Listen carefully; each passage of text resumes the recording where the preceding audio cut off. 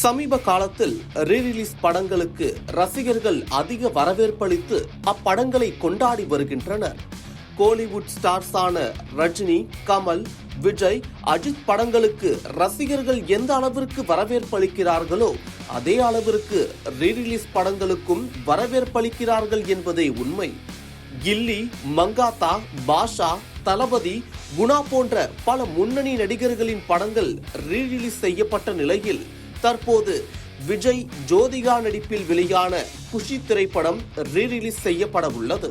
பெயருக்கு ஏற்றாற்போல் இந்த படத்தை நினைத்தாலே ரசிகர்களுக்கு குஷிதான். அந்த அளவிற்கு படம் அப்போதே அதிகம் கொண்டாடப்பட்டது.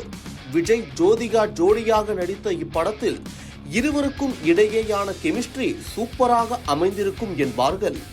AM ரத்னம் தயாரிப்பில் வெளியான இப்படத்திற்கு தேவா இசையமைத்திருந்தார். படத்தில் இடம்பெற்ற அனைத்து பாடல்களுமே சூப்பர் டூப்பர் ஹிட் ஆனது. தமிழில் வெற்றியடைந்ததை தொடர்ந்து இப்படம் ஹிந்தி மற்றும் கன்னட மொழிகளிலும் ரீமேக் செய்யப்பட்டது. தற்போது இப்படம் ரிலீஸ் ஆகி 25 ஆண்டுகள் கழித்து ரீரிலீஸ் ஆக போகிறது.